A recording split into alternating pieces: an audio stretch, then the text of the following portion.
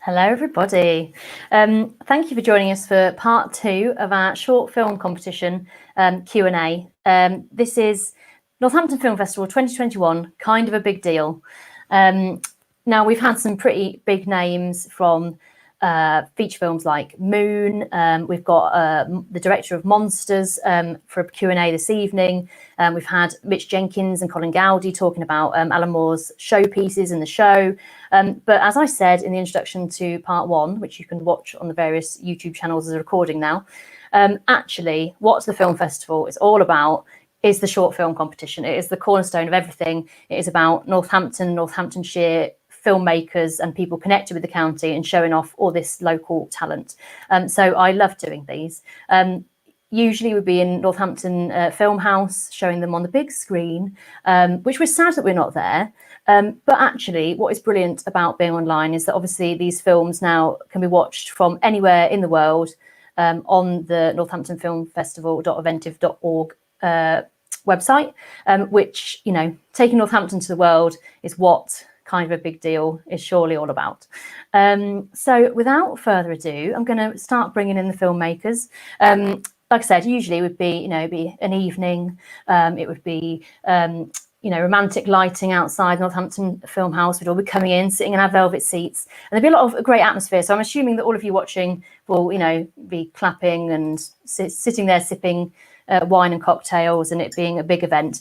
So you have to imagine all these people wandering in their finery, not just being pressed in with a button like what I'm doing now. So welcome everybody, all our filmmakers. Hello, hello, hello. Sorry, it's yeah, there's probably a button I can press and it says bring everyone in, and I just technological idiot. And so everyone has to come in one by one. But hello, thank you for joining us on a slightly rainy, gross Sunday, but that's worked very well for us with the film festival. Lots of people at home watching online. So if you've got questions for any of our filmmakers, then you can type them in. If you're watching on Facebook or YouTube, just under the video, type them in and I will ask them to our panels. So the first thing I was going to get people to do is to just kind of tell me about your film, and tell me your connections to Northamptonshire. Obviously, some people might have kind of different connections to others, but let's start with where should we start? Let's go to my side there. So, Louise, do you want to tell us a little bit about your film and your connection? Okay, so along with my sister Lucy, I don't know what way I'm pointing, but it's quite hard.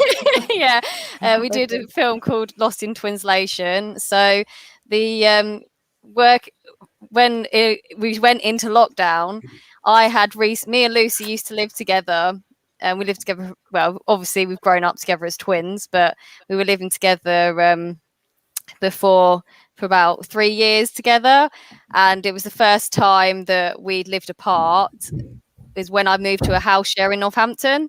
So and Lucy had moved to Leicester, and our film was just about how it was the first time we were properly separated. For the longest we'd gone without seeing each other had probably been 3 weeks, maybe 2 weeks. Yeah, and lockdown was the longest we'd been apart. So that's what our documentary is around, is about our time apart in lockdown. And also we wanted to interview other twins, part of our TEDS community, which is the Twins Early Development Study, which is something we've been a part of since we were babies.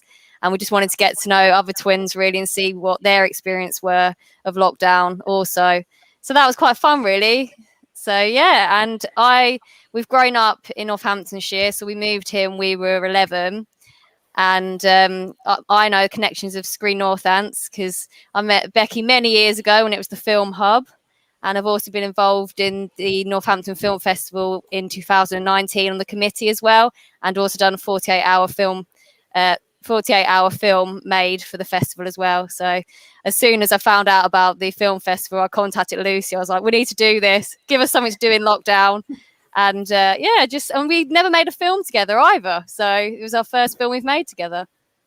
And I mean, I found the whole concept just so interesting. And like, you know, not only it's just your story, like say being separated for like the first time, you know, and going through a pandemic, and then obviously talking to other twins. Oh, love it. Yeah, just loved it. Yeah, so I mean, you made it for our when we had to postpone 2020, the festival, we did a kind of a big deal in your living room, lockdown short film competitions, which is what you made it for, wasn't it, in the end? But yeah, I mean, Lucy, do you want to add anything to that, or? I suppose just to say, because of that competition, it was really good that that competition was there, because me and Louise would never have thought to work together. We were just kind of did our courses and that, but we never really thought to work together. They didn't know if we'd work well together at first, but then because we were apart, we thought, wow, what a nice thing to do, to enter the competition, and obviously both from Northamptonshire as well, so we thought, what a nice thing to do while we're locked down. We might as well do something with our time and do something creative. So it was a really nice experience. But yeah, I think Louise has probably covered it all, most of that really. But Northamptonshire, I mean, I don't live there now. I mean, I live in Leicestershire, so it is the next county along, but I'm always in Northamptonshire when I can be, and obviously see Louise a lot now. But we've I used to work in Northampton Town. I used to actually work for Northamptonshire Community Foundation, which I think has provided funding for Screen Northants in the past. So I knew about Screen Northants from that. But yeah, there's so many lovely parts of Northamptonshire, and I'm sure now we're out of lockdown, I'll be heading back there a lot more. Well, yes, totally. Well, let's go to Millie and Liv, obviously on the same project. So feel free if you want to jump in on each other and go. But yeah, go. So let's start with Millie. So yeah, tell us a little bit about your film and then its connection to Northamptonshire, which I think might be via Liv actually. But so let's give you one probably best person to talk to you about Northamptonshire. But our film it's kind of like a surrealist thriller type. It mashes up quite a lot of genres, so it's quite difficult to describe in kind of one word. But I think the key thing as well is that it's quite experimental. But essentially, the kind of rough premise is that it's a young woman at a dinner party, and you think that there are 4 people there, but it kind of brings into question how many people are really with her, and what's brought her to this situation. It's all quite vague, purposefully, and hopefully packs a bit of a punch at the end, without giving too much away. It's one of these things that's quite difficult to fit into one sentence, but Liv's normally pretty good at kind of describing that side of it. I'll hand over to you, Liv. Yeah. So I guess in terms of where it came from, it kind of links to the Northampton element that you were interested in, Becky, because I grew up in Northampton, and I grew up with a friend of mine called Matthew Durrell, who I think works with the Derngate and the Film House now, which is really lovely. But when we were growing up, we used to spend our free periods at school not revising, as we should have been, and we were watching films. So we used to watch, Matt introduced me to things, you know, cinema that I'd never ever seen before, and together we kind of experienced those first creative, you know, those things that really kind of inform you as you grow up. So yeah, Northampton's always been really central to my like creative journey, I think, both through the Derngate and the Film House, and the people that I've met in Northampton. And then I went away trained as an actor, and Matt started writing, and he would send me things now and again. And then he sent me this script, which, as Millie said, it kind of defies genre, and it's got a really interesting central female character. And I just thought, what better way to make this than to bring it back to how we both started, and, you know, film it in Northampton and base it in Northampton. And I got Millie on board because Millie is a really sensitive director in terms of the work that she's done around female narratives is really appealing. And she's also part of a group of kind of disparate sort of like young artists that we were excited to make something experimental and like push ourselves and just see what we could create, really, using Northampton as a backdrop. So yeah, I think that answers that answers the questions. Yeah, no, definitely. I mean, we'll come back to female stories, as we've happened to have an all-female group. But last but not least, Lisa, tell us about your film and your connection to Northamptonshire. Yeah, hi everyone.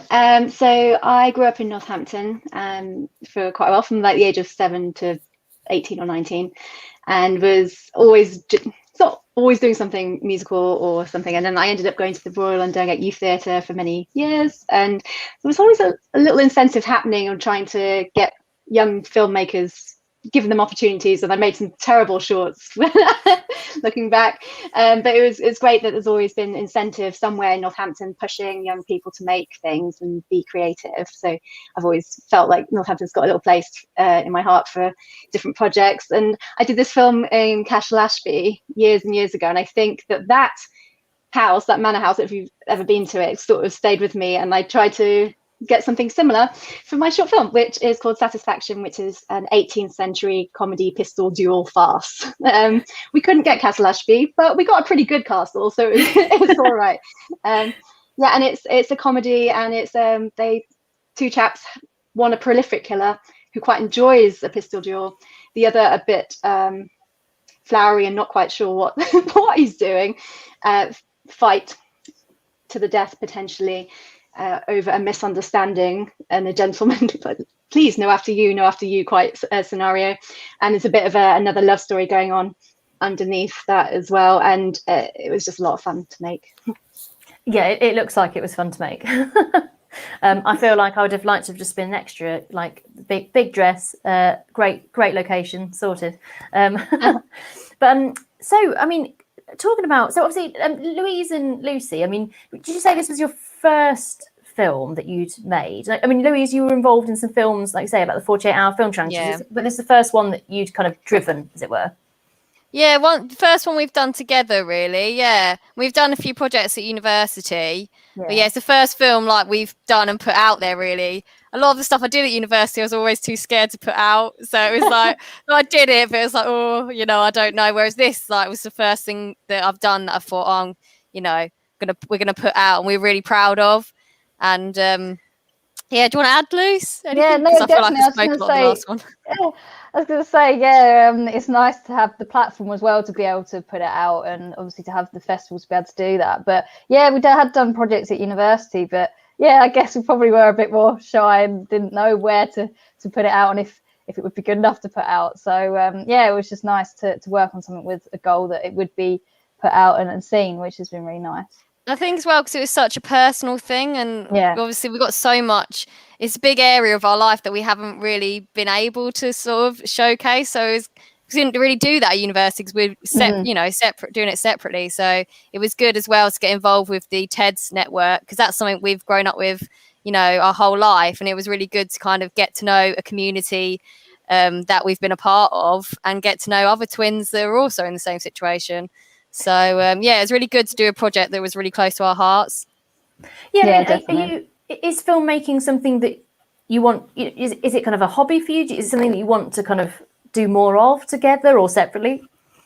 It's one of those. Yeah, go on, Oh, Louise. So I was gonna say, it's one of those you're things. the one taking over when you start, and you say I don't talk. I know this is the issue. Yeah, Go on, Yeah. Louise, go. Yeah, so that's the thing. I love film, but sadly, it's just having the time. If I had so much more time, I would, love to make more films. But it is, more of a hobby for me, really, because it's just fitting in everything else. But yeah, when I do get into doing, like, obviously with the 48-hour film challenge and other things, it's just really good to get back into filmmaking. But yeah, for me, it is more of a hobby. Fair enough. Yeah, I'll just quickly add. Yeah, I think it's something that we'll probably explore later on. I guess we'll just think about ideas and things like that. But it's nice to know that we can work well together. So that would be good. I've just bought a camera recently, actually. So it would be nice to do a bit more filming within that as well and get some more skills. Yeah. Okay. And so, Millie, do you want to tell us a little bit about your background in film and, like, what you have done and what you'd like to do? Yeah, so kind of a bit like Louise and Lucy at the moment, it's something that filmmaking is something that I'm doing alongside a kind of more regular day job, but I have every hope of it turning into one day, whether it's kind of soon or not so soon, into a more permanent feature in my life.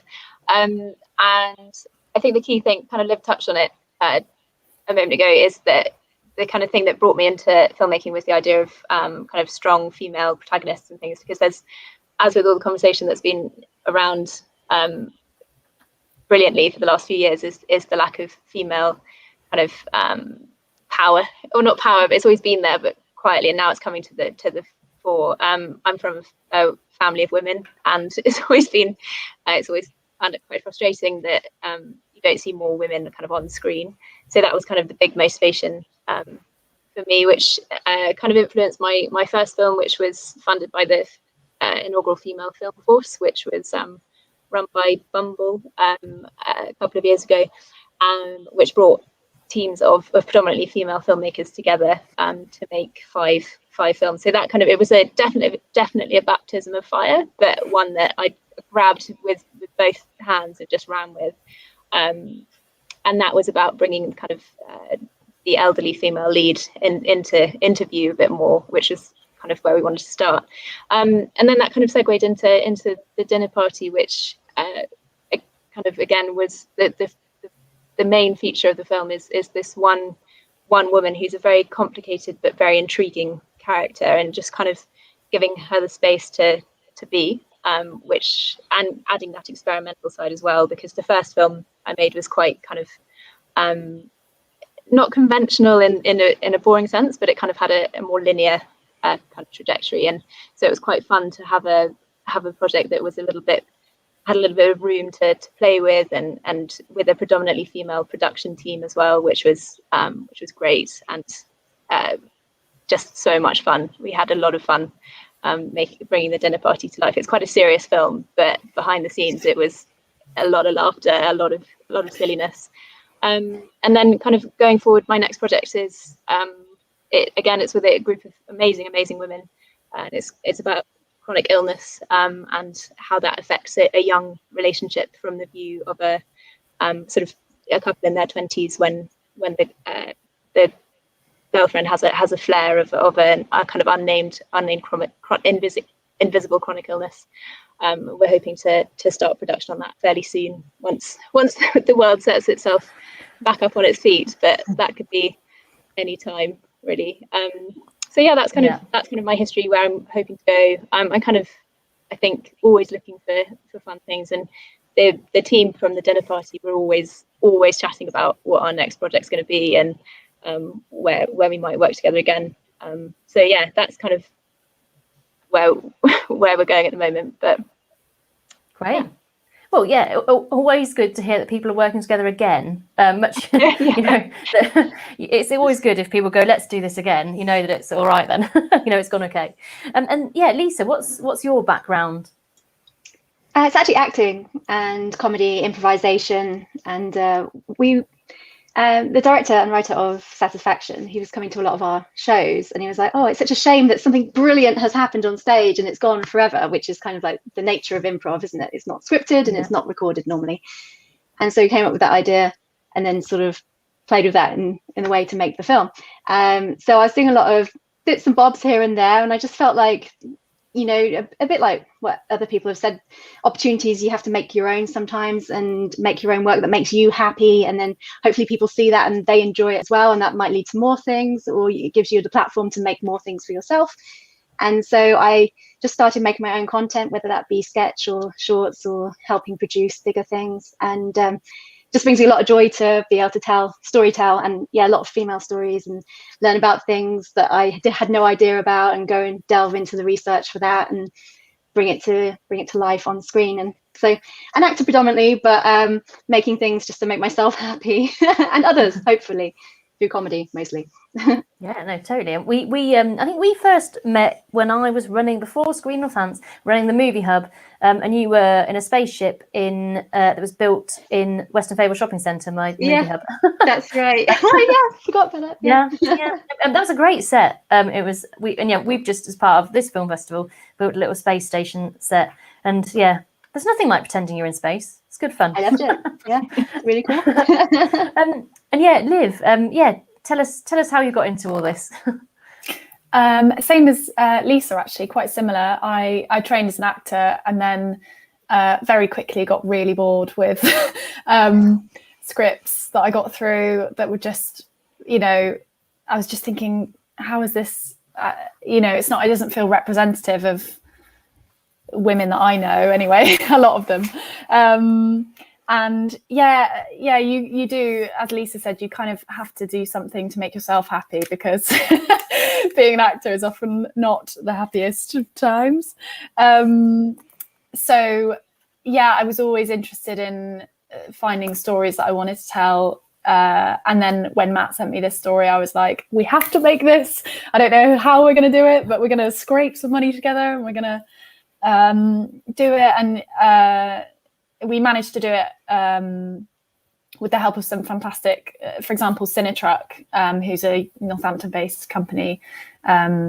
He really helped us out with equipment and stuff, and through lots of brilliant creatives coming together and just putting their heads together, we managed to get it made.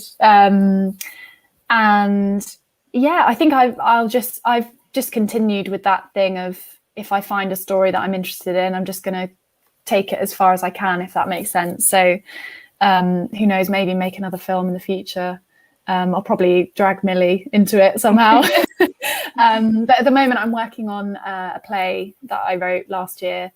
So I don't know, I quite like jumping between, whatever idea takes my interest, I kind of try and find the right form for it, and then just go with it as long as I can, really. So focusing on the play at the moment, but I'd love to do another film in the future. I really enjoyed the production side of it as well.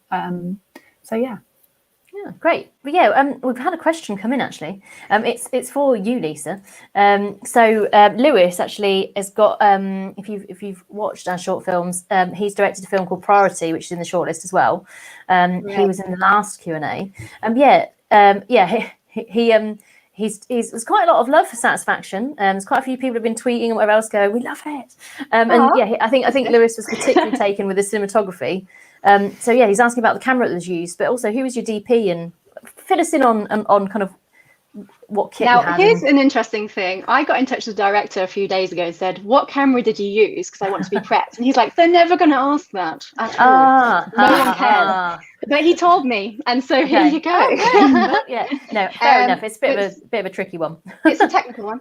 It's an Arri mirror, Lewis, just to let you know. And the lenses were Arri signature primes.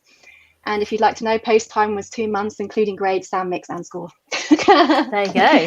The DP was a chap called Howard Mills, and we did previs before we shot it as well, because we basically shot that whole film in one day, 2 locations, 2 units with a move.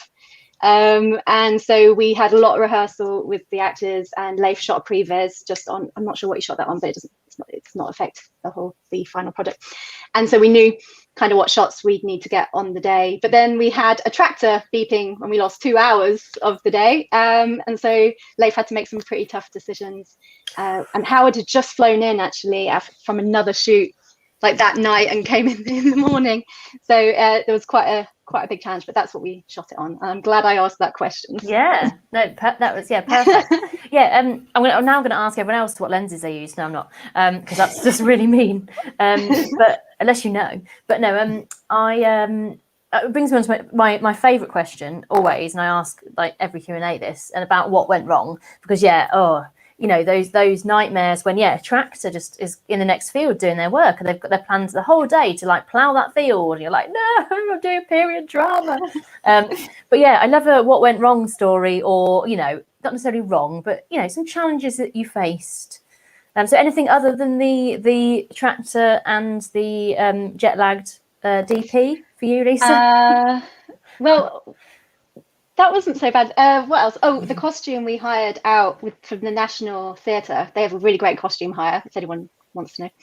And they forgot to put one of the laces in for the bustier for one of the outfits. And we got to the location and we were like, we have nothing to tie this with. So we managed to get a lace from something else.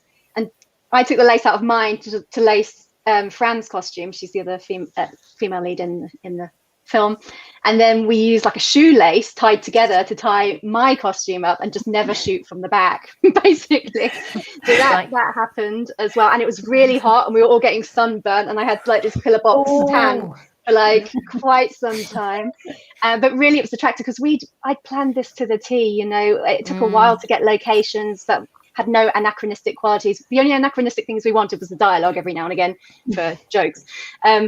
And I was Google dropping men in fields to see what was around.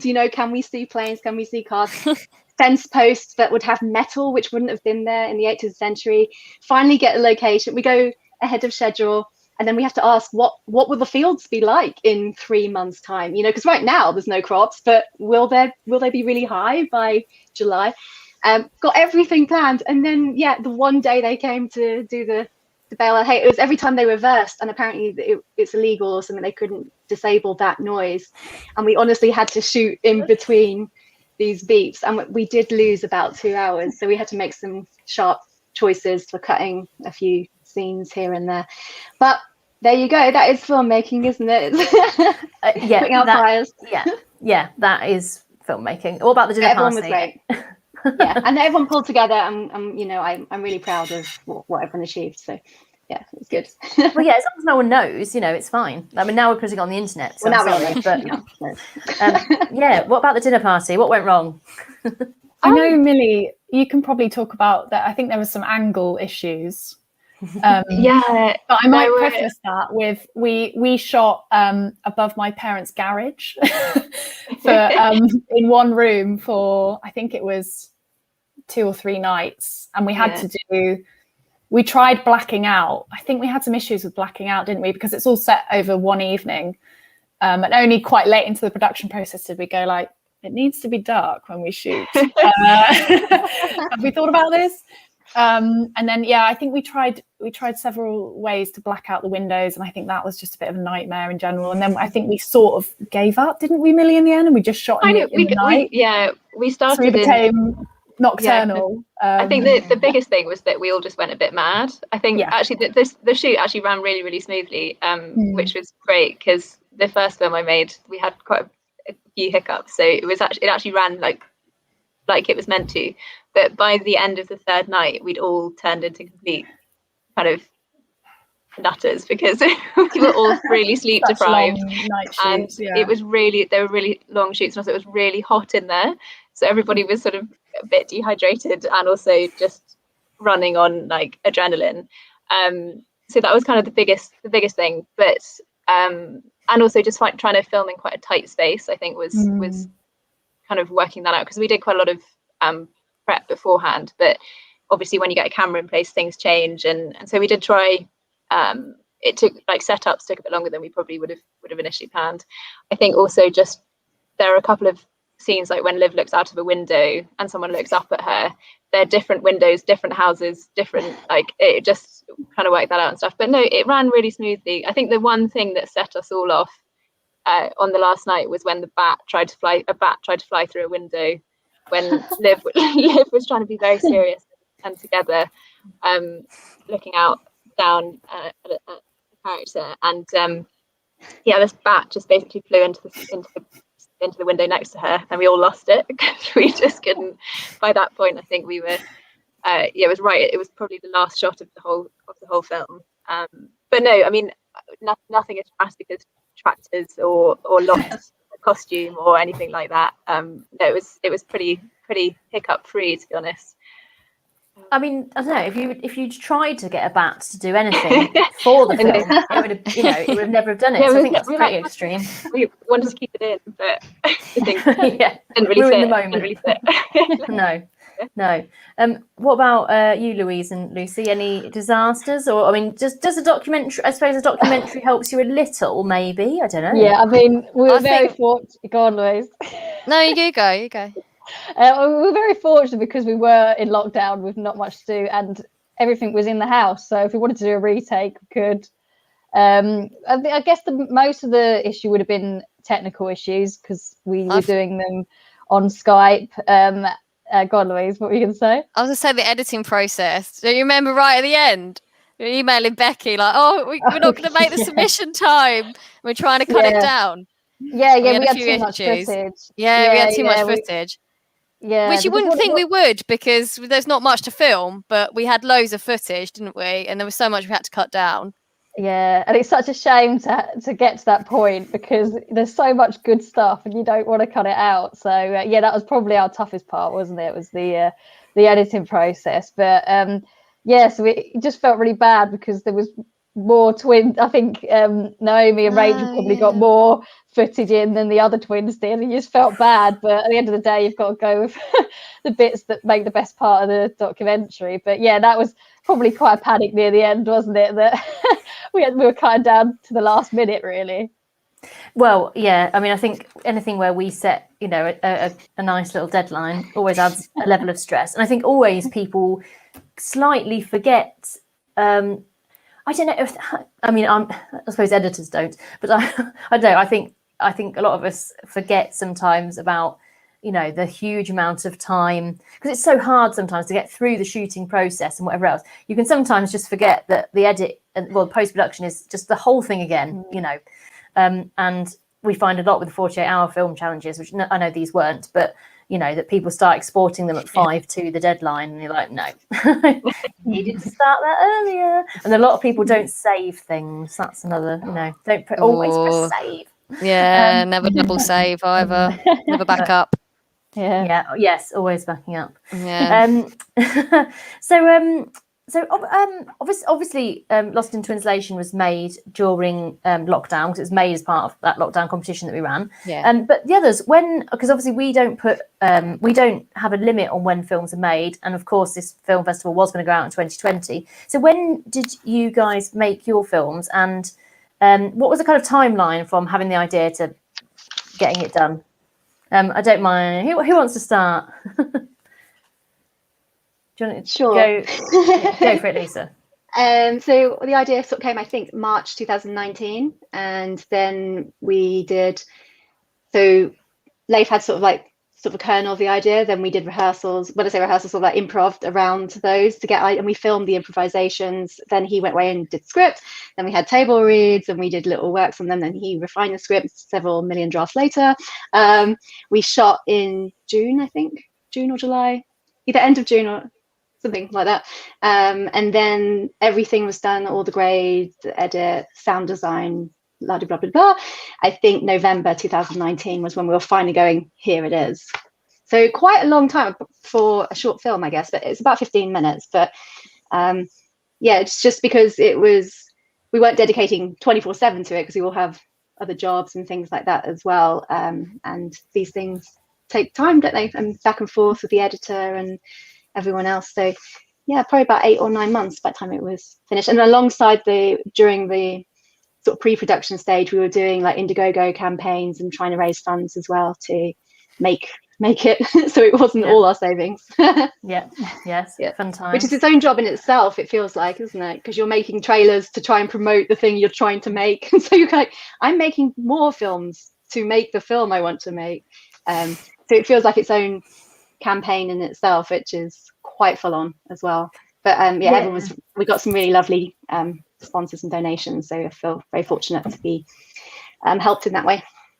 Yeah, we were talking about this in the last Q&A that, you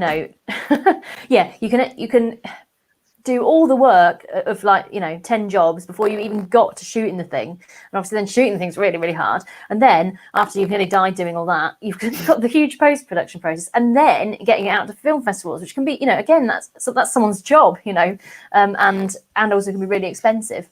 But yeah, dinner party, what was the kind of timeline on that? So I think I got the script from Matt in early 2019 from memory. Correct me if I'm wrong, Millie. And then I very quickly, I'm quite impulsive. I was like, right, come on. And I think I tried to film in, I don't know, early 2019, and then we very quickly realised that was just way too ambitious, so we pushed it to the summer. I think we filmed in August 2019. Is that right, Mil? Yeah, we did, which also hence why it was so hot with the black and also with the blackout. And all those lights, night time didn't start until about 10. It was balmy. But then post-production was fairly quick. We were super lucky in that our DOP, well, they kind of came as a pair really.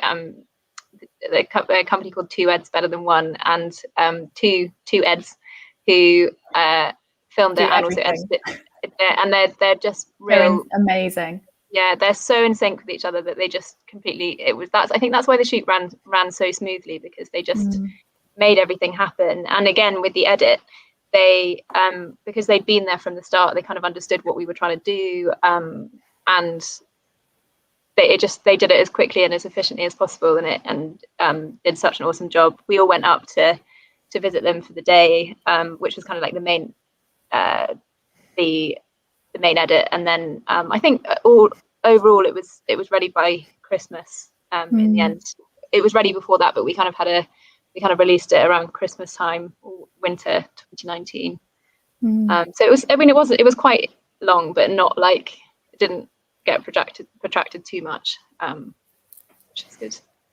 Well, and have your films gone off to other film festivals? Has anybody or done anything kind of else in that time? I'm assuming we're not everyone's premiere.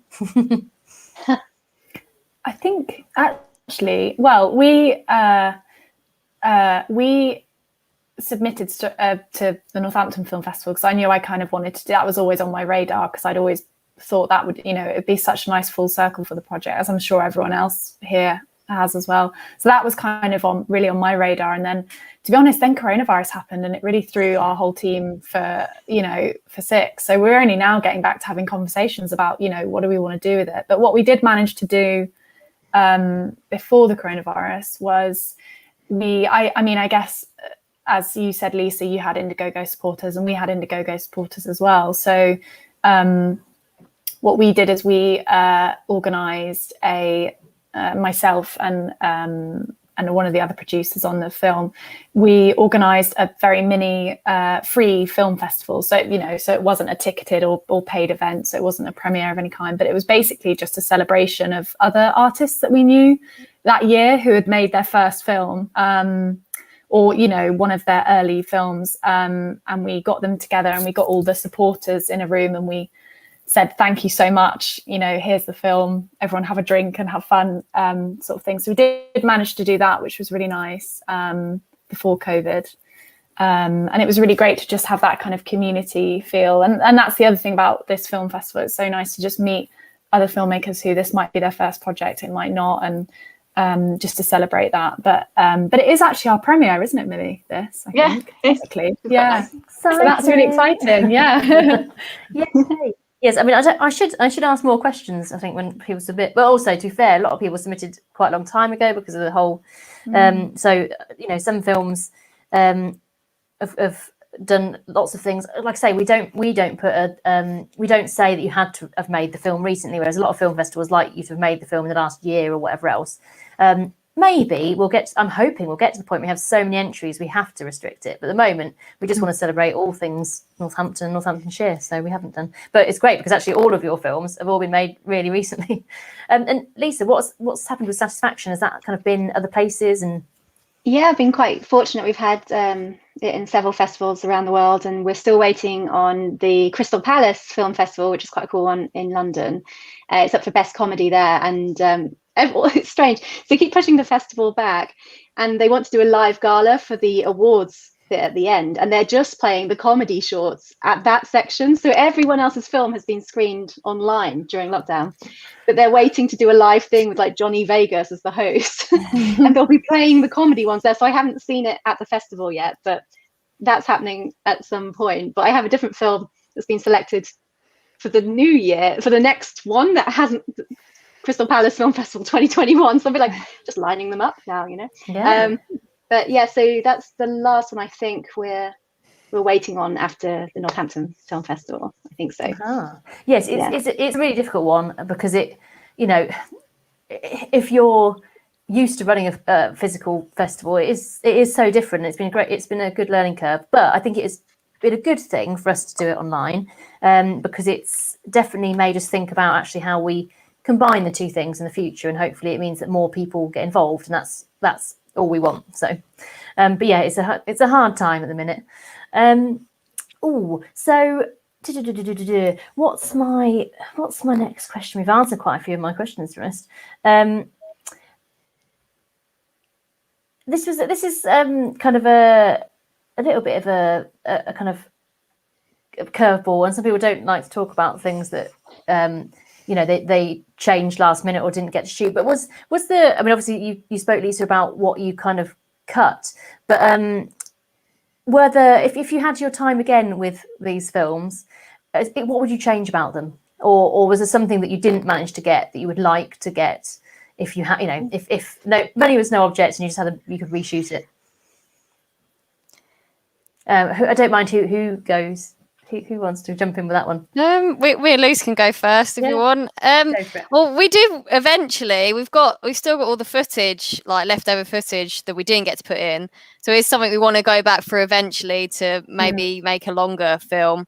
But yeah, there was just so much. Like we did actually have another pair of twins that we did speak to, and we had to sadly cut them out because we didn't have enough, obviously, time. So yeah, that was a shame, really. And it would have probably been nice to have maybe done. We did obviously do a little bit of when we did see each other, but might have been nice to have like maybe an extra bit of footage for when we did meet up. Would have been quite nice, sort of like an afterwards of like you know, how we were doing at that next stage and you know what we'd learned and things like that. Bit afterwards would have been good. Yeah, I think there's a lot more we could have captured, really. But then it would have been a lot. I mean, we had more than half an hour anyway, so it would pretty much been 2 hours by then. No one wants to watch it for 2 hours. No one wants to watch us for that long, Lucy. But you know, what about a little series? I mean, I think it's really. I'm interested with. Tell us a little bit more about the TEDS group. Okay, so TEDS is it's twin early development study. And we've been in it since we were babies. And what it is, they're based in King's College in London. And so they popped up in certain documentaries, but it's just so they're on. Sorry, I was just going to say documentaries. Babies on Netflix and Anxiety and Me with Nadia from Bake Off. They're in that as well. So they do a lot of studies for mental health currently. So we have to fill out a lot of questionnaires. So we've done these since we were like little kids.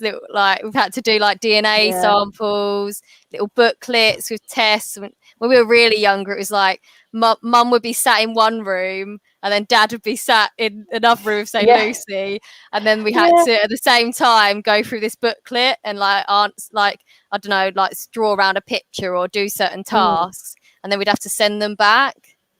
Yeah, and it's all changed now. Like when we first started, it would have been 94 or 95, I guess, when we were toddlers. And you literally would be on a phone and have a telephone booklet in front of you. Whereas the tests now that we do are online and they're really quick. But it was just not. And there's a Facebook group, so it's like a bit of a community there. So they'll share photos of the TEDS twins, and we get like a newsletter every quarter. But we just thought we'd been part of this community for so long and we never really met the twins that were part of it as well. So doing a documentary where we actually get to talk to the twins, and we didn't really know any other twins. Obviously, apart from my friend Naomi from uni, it was nice to kind of find out if they had a similar experience than we did. So it was really good to explore that.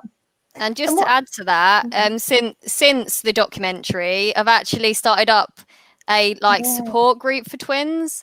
So those that were separated could come. We still run it every Monday, and it was posted on the TED's Facebook group for any group of twins to come along and just talk about, experiences of lockdown, different coping strategies, even just anything about our experiences of being twins, like the difficulties you sometimes face, and how it's been like with their lives and things, and whether we've had to go through similar things. And it's been really good. We've enjoyed doing it every week and getting to know them, and it's been really interesting. I've enjoyed it, and that's all come from making this film. Is now become more of a community with TED. So that's been brilliant.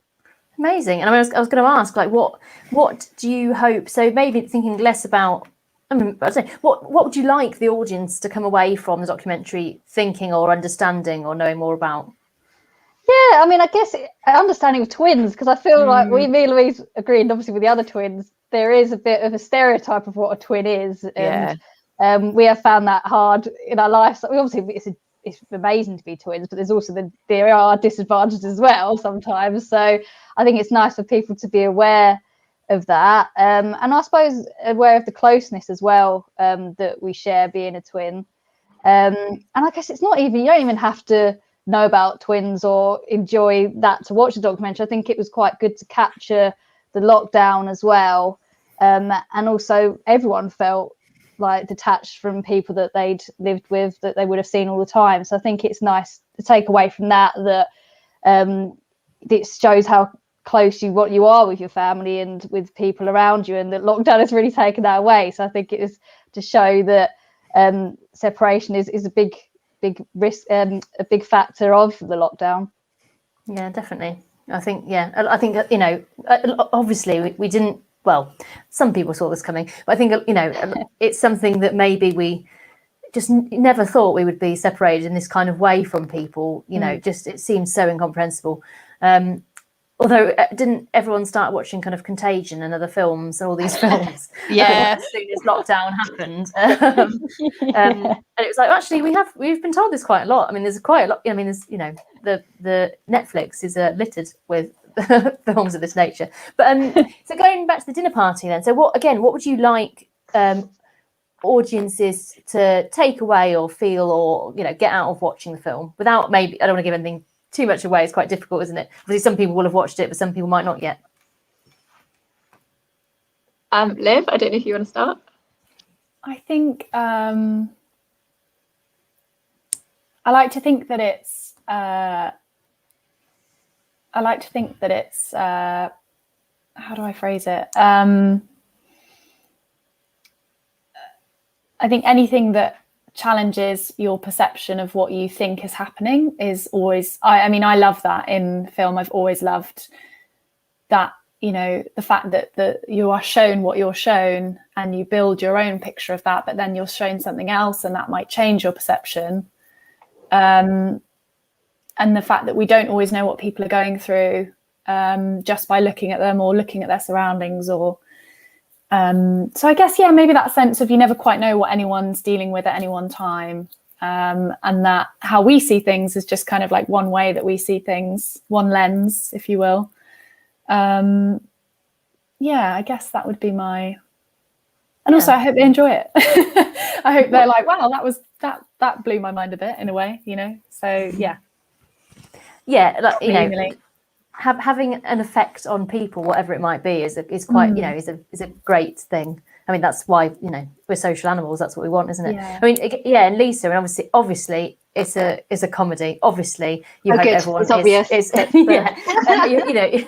your hope is that everyone just comes away having had a great laugh. But I mean, is there kind of more to it for you than that? No, it's a facial comedy only, I'm afraid. It's nothing deeper than what Great. you're seeing.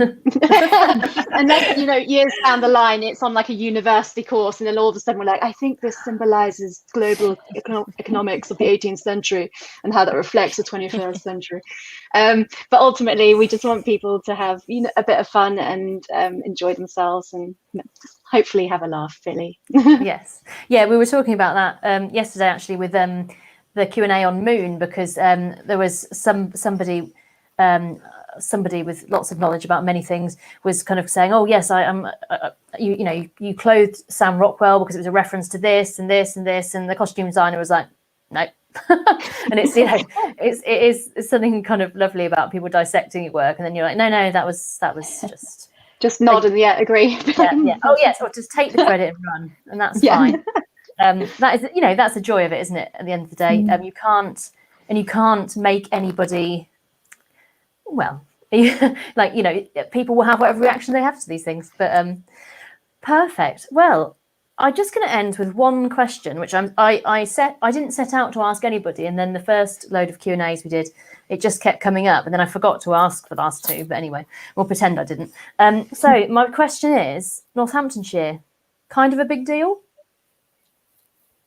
Yeah. Huge deal. It is. Of course it is. Yeah. Huge It's a deal. big deal. Yeah. Massive. Perfect. We haven't had anyone kind of really argue yet. I'm quite, you know, I'm quite up for this though. I'm quite, you know, the whole point of going kind of a big deal was you know, to kind of start a conversation, because obviously you know that you know, we're not as big as the Cannes Film Festival, and also there's lots of things that happen in Northampton that happen everywhere. But also, I just think there is an you know, it's so interesting to hear a few of you reference, you know, the War in Derngate and whatever else. We have such a strong, you know, creative and cultural scene, and sometimes we don't talk about it, and we absolutely should talk about it, because it is kind of a big deal. That's my rant over. I think that's it, and I think you don't want it, like, we all know it because we've grown up in Northampton or have links to it, but everyone else should know it, and that's why we should shout about it, because we all know the great parts of it. Yeah. Everyone else should. There's a lot of great always, filmmakers here as well. Yeah.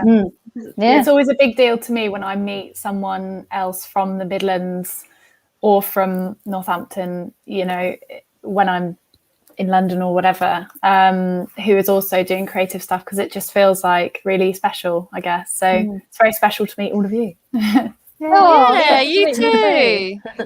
This is why I think there is a problem as well. I think particularly in the creative industries, you know, people talk about, I come from Manchester, I come from London. There's quite a strong identity there. Whereas I think, you know, we keep discovering people who come from Northamptonshire, but they don't, you wouldn't know because they don't put it anywhere, but no one's asked them or whatever else. And maybe we need to start stamping it. It needs to be celebrated. Yeah. Yeah, totally. Perfect. Well, thank you very much for joining me on a Sunday afternoon. We will hopefully be welcoming quite a few of you back for our awards due on Wednesday evening. But I'm gonna finish this stream with a little video from one of our judges, just about her experience of the judging process. But let's do a really weird, awkward wave, because it's the end of a live stream, so you've got to, while I queue up this video. Thanks. Nice to meet you all. Bye. Thanks, Becky. Thank you so much. Thanks, Becky. Nice to meet you. Well, the moment It's coming. There we go. arrived, the Northampton Film Festival. I was so proud to be a judge on it, and so honoured to be given the chance to watch so many fantastic, high-quality films. Good luck to the finalists, well done to the winners, and have an amazing time watching such a brilliant body of work. Lots of love from Julie Esmond-Dalsh.